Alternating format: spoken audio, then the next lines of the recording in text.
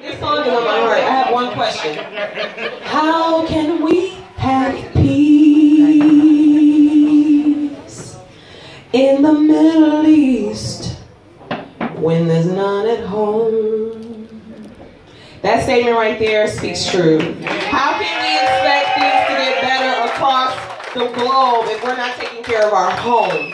So I'm just really proud of Ireland for representing and for really standing together and understanding that this is not going to go away unless we do something about it. So you all are a huge inspiration to me, to Detroiters, to America in general, because, you know, we're going through a lot of different things right now. But I feel like if we lose our water, then we won't even have what we need to fight for the other things. So at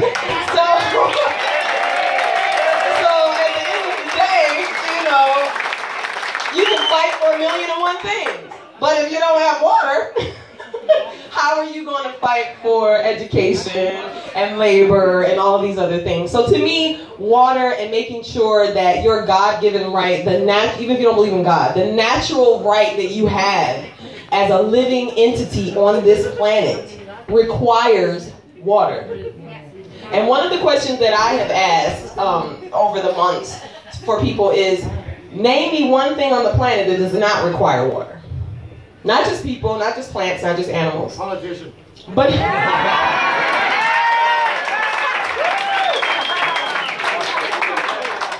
act like it, right? Because, you know, they don't mean it. Okay. But when you really sit down, and I'm talking about take you to the micro, the phone you're holding, they use water to make that phone. That's right, that's right. The clothes you're wearing, they use water to make those clothes. The beer that you love to drink, got some water in it, baby. So this water thing is huge. You understand what I'm saying? And then you have to look, so that's the natural, I mean not the natural, but the materialistic side of why water is important. The spiritual, natural, physiological reasons, let's see. All of us came to this planet through water. Okay? Our brain right now, if you have one, and it's functioning, it is sitting in what? Water. Our body is more than % made up of what? Water. You get where I'm going with this, right?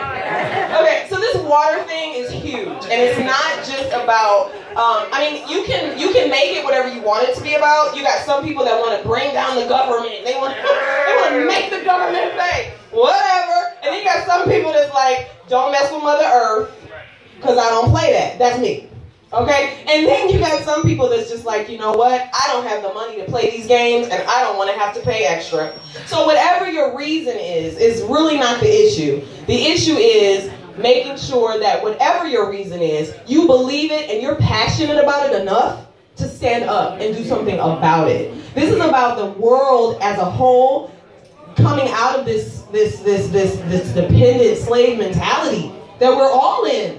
You understand? And really understand that we don't need that too much. We can do for ourselves. We don't need, you know, a handful of people telling us how we want to live, how our happiness should be, you know, and all of that. So water, if we came into this planet, if we began with water, okay, and now we're standing for the right to have our water, okay, then that means that this water issue is the foundation of everything.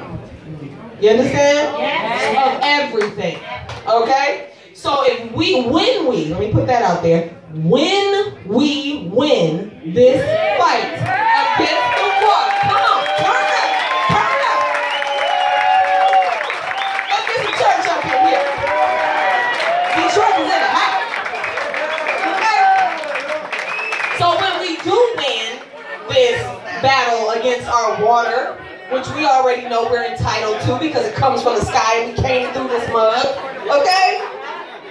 Once we realize, you know, once we win that thing, then guess what we're going to be able to do? We're going to now have the confidence and the ability and the common sense and the comprehension and the togetherness, the unity, the communion, the community.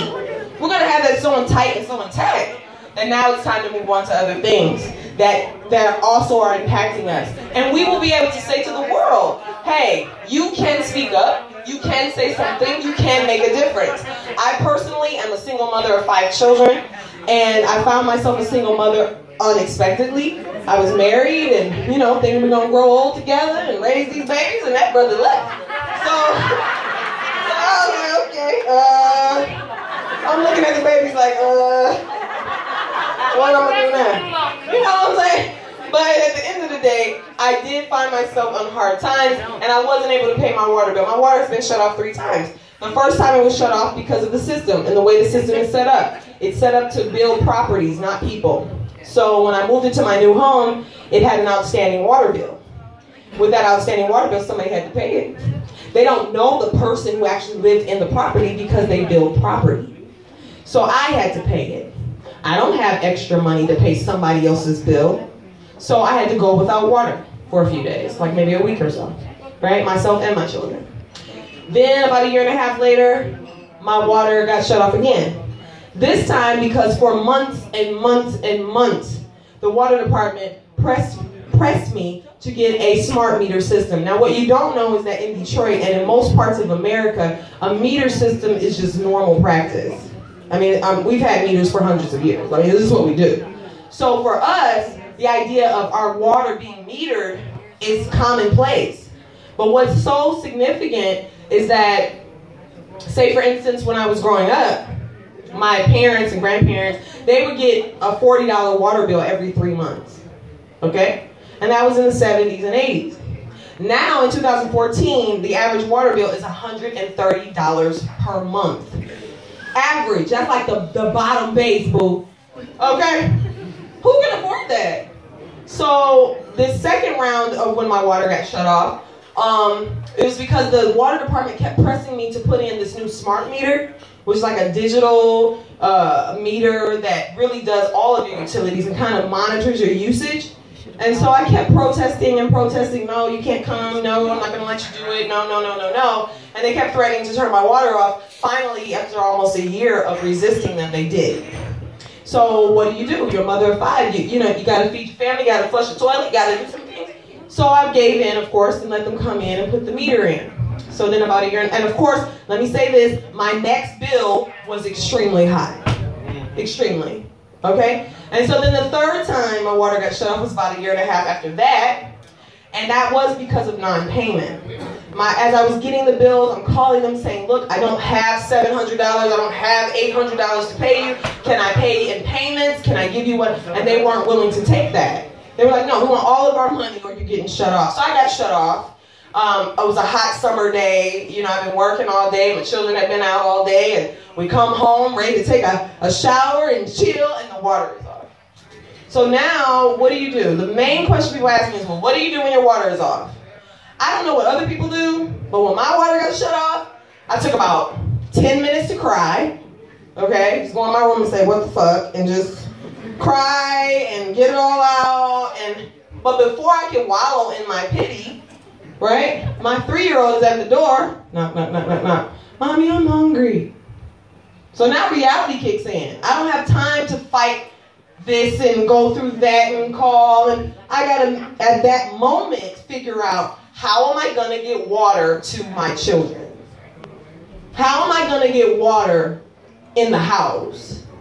And then you really get to understand why water is so essential to our life. So for 2.5 months, we had to go without water in our home. And that was very difficult. So what do? After you work through the psychological trauma of not having water in your home, and after you work through having to explain to your children why your neighbor has water, but they don't, okay? Once you get through all of that, then you have to say, okay, well, how am I going to do this? So I went to a neighbor, said, hey, Mr. Parker, he's retired on a pension. My neighbor, hey, I need water. Mind you, if you just look at my neighborhood or look at the block and the area in which I live, it's decent. It's nice. It's not the slums. It's not, you know, the projects or the ghetto. I live in a house, 3-bedroom house, 2-story, brick, nice. So on the outside looking in, you would never know, right? So I go to my neighbor and say, hey, my water is off. No problem. Hook your hose up, throw it over the fence, do what you got to do. So that's what we did. I went to the recycling place and got those huge, like, 10, 20 gallon jugs. And we got about 5 of those. We kept those filled up to flush our toilet and to wash ourselves and things like that. To cook, we had to go and get cases of water, right? And bring them in. The gallon jugs, we just would keep them, fill them up. So we had like 20 gallon jugs every day we had to fill up, right? And I was really blessed because my neighbor across the street is a social worker. And in the city of Detroit, I don't know if it's a state thing. Is it a state law or just a city law about the children? State law. It's a state law. So in the state of Michigan, if you have, or if your water or any of your utilities are cut off, and the officials find out about it, they immediately, within 72 hours, they can come and take your children. So mind you, I have 5 small children. I'm trying to struggle to get my stuff together, and my neighbor next door, across the street from me, is a social worker, and she can see from my backyard myself and my children every day going to the backyard to get water. It's obviously we don't have it, and bringing it in the house. And she was such a blessing because she never told, she never turned me in. I was able to keep my children. But that's how serious it is in the city of Detroit. So if you lose your water, you got 72 hours to get it back on, or the state can come in and take your children. And the people who are turning the water off are actually calling authorities and saying there are children in the home. That's right. So it's a huge systematic setup. Your water gets shut off in the state of Michigan. Your home is considered condemnable immediately. So you get your water off on Monday, they can come on Tuesday with the demolition truck. You understand? You see how serious this is, right? Yeah. So let's say you have grandma in the home. She's been working her whole life, and now she's on disability, she's elderly, and you're in the home taking care of her. This is your mom, right? Your water gets shut off, 72 hours, the state can come and make a reward of the state. Yeah. You understand what I'm saying to you? So this is way deeper than, oh, we just need more money, and we just want y'all to pay. No, boo. They setting you up for the okie doke. Like we say in the hood, they setting you up for they say they give you the underlay for the overlay. You understand? So we just want to make sure we do our part.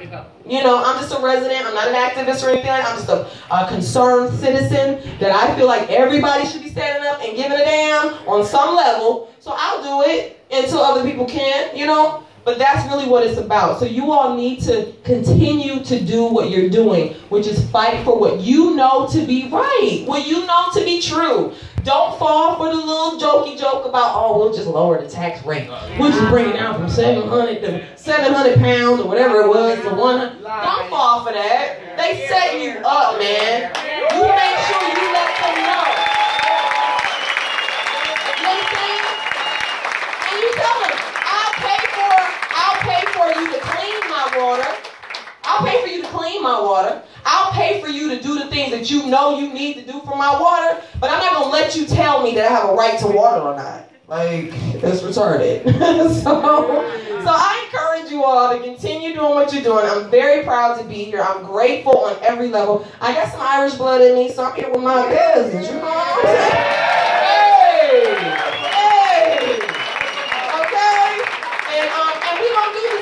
We really don't do this thing. Because one thing that I can say factually and for sure is that the governments and the politicians and even the supporters who would go for such insanity, they scared. They scared of me. You understand what I'm saying? Deep down, they're scared.